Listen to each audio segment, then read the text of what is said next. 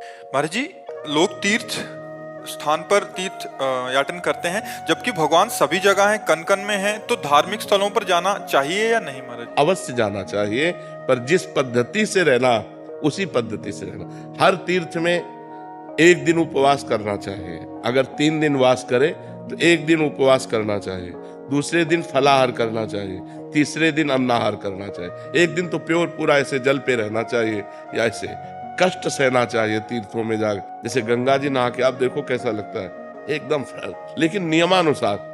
अब गए कुल्ला कर रहे हो, थूक रहे हो और मल रहे हो, साबुन लगा रहे हो, कोई अनुभव नहीं होगा।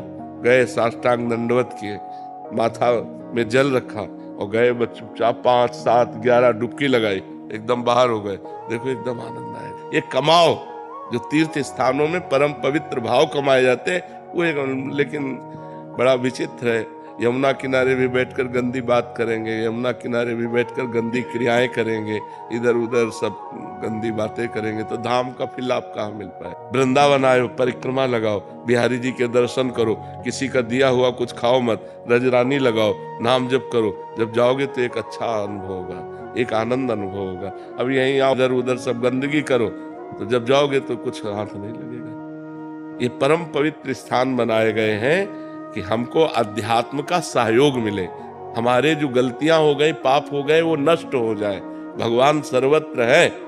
दूध में घी है, पूड़ी पका सकते हो, लेकिन घी है उसी में, उसकी एक प्रक्रिया है। उसको दही बनाओ, मंथन करो, मक्खन निकालो, फिर उसको तप्त करो, तब वो घी बन जाएगा। समझ रहे ना? ऐसे परमात्मा सर्वत्र है। चीर फाड़ डालो किसी को कहीं भी अगर मिल जाए तो बताओ।